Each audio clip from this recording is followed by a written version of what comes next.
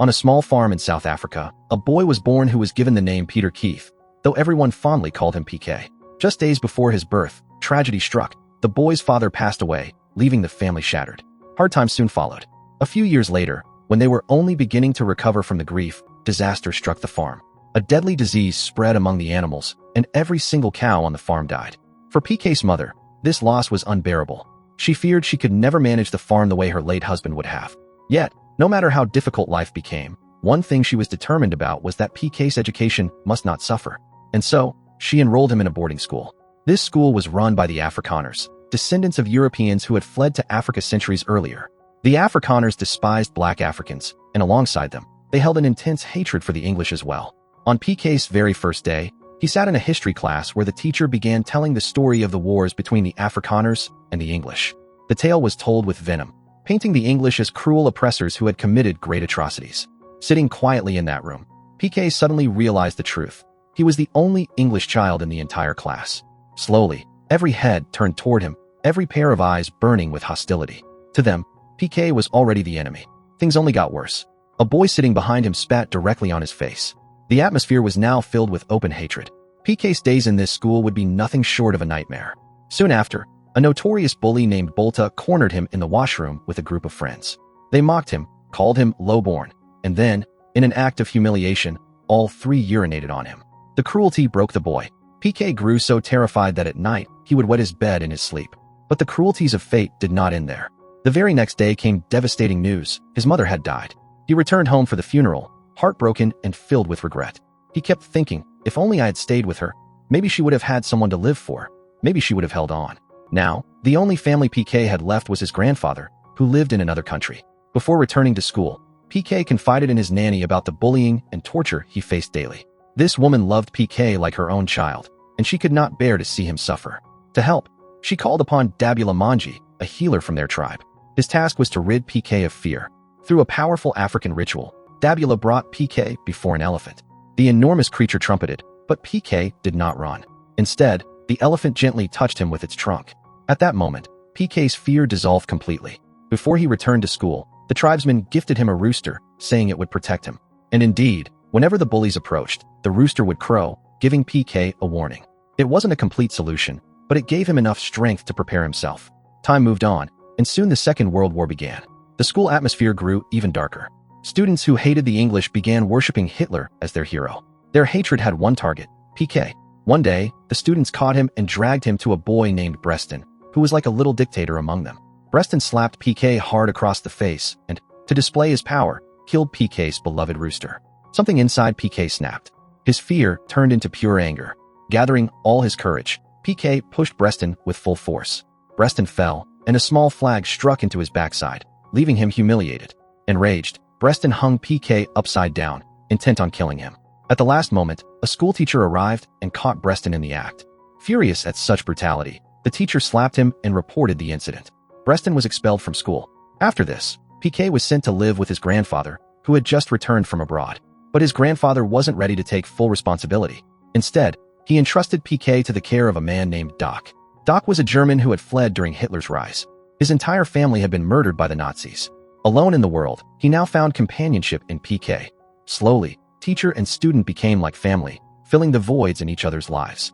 But happiness was short-lived. One day, the British police arrested Doc, accusing him of hiding his German identity. He was thrown into prison. Yet, since many guards, including the warden, were German, they allowed PK to visit Doc as often as he wanted. This way, the boy would not feel abandoned. PK still struggled at school, bullied constantly. Understanding this pain, Doc introduced him to Gil, an experienced boxer who had spent most of his life behind bars.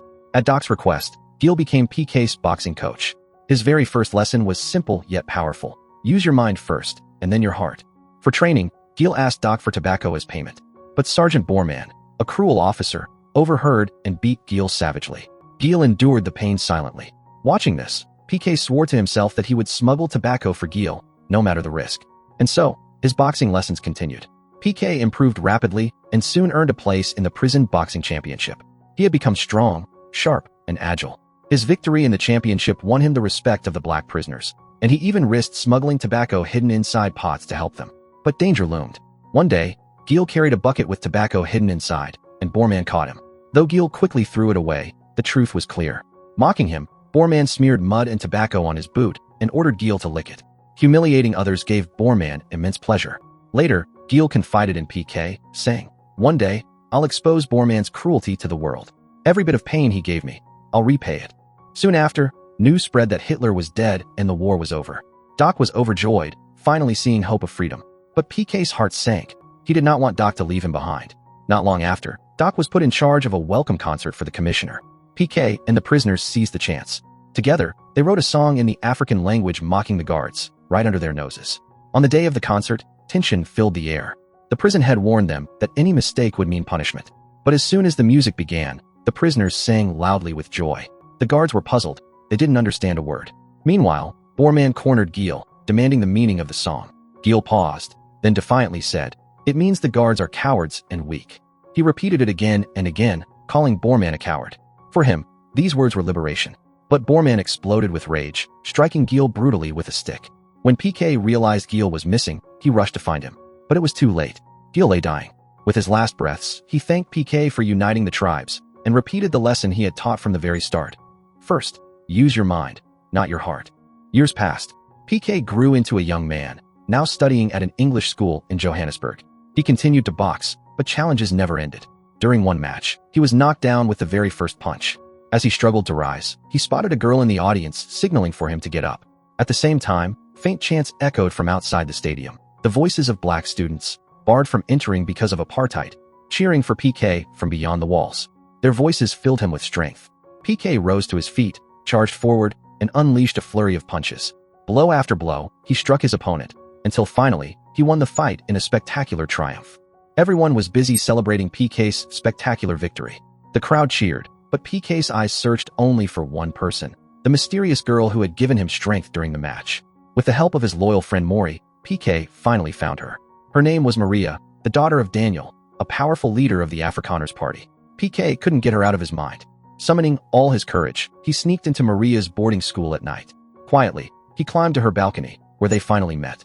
Their time together was brief, but filled with unspoken emotion. Before leaving, PK made a bold promise. The very next day, he would go to Maria's father and speak about marriage. The following day, Maury introduced PK to a special gym where both black and white fighters trained together. It was here that PK met Hotbai, the gym's owner and an exceptional boxing coach. Impressed by PK's raw talent and determination, Hotbai decided to personally train him. Yet even with this new opportunity, PK's heart was still with Maria.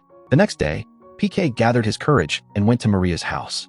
But Daniel, her father, threw him out with rage, warning, "Don't even dream of it, or I'll skin you alive." Maria, however, was undeterred. Defying her father, she secretly went to meet PK at the boxing gym. Sometime later, PK's path crossed with Elias, a man who had once shared a prison with Gil. Elias was a boxing promoter, and he revealed to PK, "When you were fighting that day, I was the one gathering the crowd outside." Then he introduced PK to Duma, a strong fighter from the black community.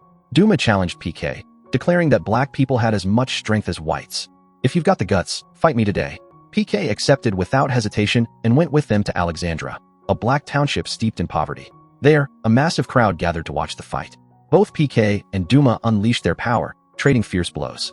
Though both were skilled, Duma's strength gave him the upper hand. With one crushing punch, he knocked PK to the ground. But PK refused to give up. When the next round began, he searched for Duma's weaknesses. Still, Duma knocked him down again. As PK lay on the mat, flashes of his tortured childhood filled his mind. Moments of humiliation, fear, and struggle. His spirit reignited. He swore he would never surrender. Rising with determination, PK launched a relentless assault, delivering 8 powerful punches in quick succession. Duma collapsed. PK had won. At first, silence fell across the crowd. These people were Duma's supporters. No one wanted to celebrate PK's victory. But then Duma rose, smiling. He lifted PK's hand high and declared, "This is what a true warrior is, one who never gives up." The crowd erupted in celebration. From that moment, PK was no longer an outsider. They accepted him as one of their own. Stories of PK's courage spread. Gil had once told many in prison about this unusual boy who united the tribes. Now those tales grew even louder. After some time, PK returned to his boarding school, eager to see Maria again. He told her everything about Alexandra, about the suffering he had witnessed, about the children growing up in misery. The very next day, PK went back to Alexandra with Duma, this time not to fight, but to train children in boxing. Walking through the township, PK saw harsh realities, a long line in front of a single bathroom, built for 200 people. The poverty was crushing. He also discovered that only 2% of the people there were literate. It struck him deeply. All this time I lived a comfortable life, thinking the world was fair. But it isn't. Dumas said, "Why don't you teach English to these children? They must be ready for the challenges ahead." PK hesitated. He knew the Afrikaners would never allow it. But Duma reminded him, "You are the warrior who never gives up. You were the one who united the tribes in prison." Those words echoed in PK's heart. Though nervous, he could not ignore the suffering he saw. PK went straight to his school's headmaster and pleaded, "Let's teach them too. Let's admit them here." His passion moved the headmaster, who agreed on one condition. PK himself would have to teach the children. That evening, PK went to Maria, who excitedly asked, "You'll come with me to the dance party, right?" But PK shook his head.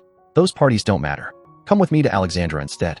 See their lives, and you'll understand what truly matters." That night, while having dinner with her family, Maria couldn't stay silent. When her family mocked black people, her anger erupted. She declared, "I want to go to Alexandra. I want to fight for their rights. We came into their country. They didn't come into ours." Furious, her father Daniel struck her across the face.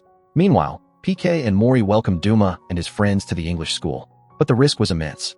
The very next day, Maria arrived at the classroom, saying, "I want to help teach as well." PK thanked her but warned, "Don't come again. If we're caught, it'll be worse." Soon, PK was summoned by the headmaster. His heart sank as the headmaster revealed the truth. Colonel Bota and his assistant Brayton had ordered the school to stop teaching black children.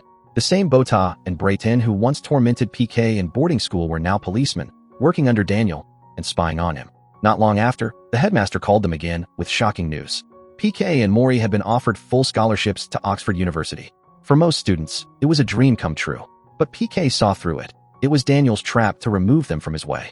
Days later, while PK trained in Hoppy's gym, Brayton stormed in with soldiers and sealed the place. He blamed PK's school activities and ordered the soldiers to beat them. "This mixing with black people will not be tolerated. Understand, it was a display of power." PK was terrified. He realized the truth. No matter how strong he was, he could not fight the entire government. Broken, he decided to accept the Oxford offer. He even tried convincing Maria to join him. On his way, he saw Hoppy painting a mural outside his gym, a black man and a white man fighting side by side. It was open defiance. "I'm not afraid of anyone," Hoppy said. "In my gym, everyone trains together." That very night, Brayton returned with soldiers. They dragged everyone out, torched the gym, and arrested Hoppy. Before being taken away, Hoppy told PK, "Never stop fighting. And I don't just mean boxing. Fight for the truth." Those words reignited PK's fire.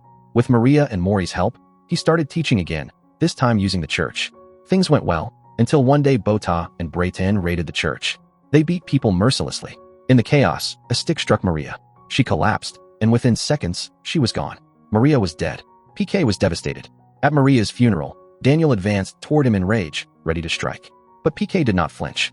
Just then, voices rose from afar, the children of Alexandra, with their families, marching together.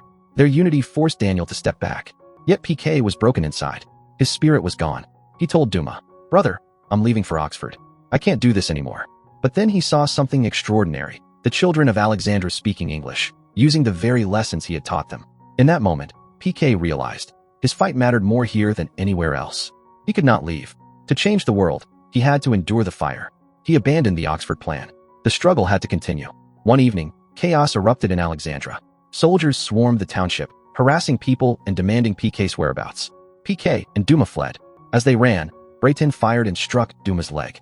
Wounded, Duma urged, "Keep running." The crowd shielded PK, helping him escape. The bullet had only grazed Duma, but when he saw Colonel Bota, his fury exploded. Grabbing a spear, he drove it into Bota's chest, killing him instantly.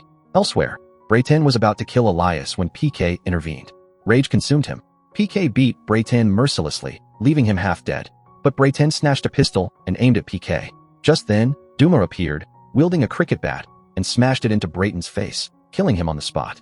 In the end, PK and Duma escaped together. Bloodied but unbroken, they congratulated one another and made a vow. They would never stop, not until change came to their land. If you liked the video, don't forget to like it and subscribe to the channel. See you in the next one.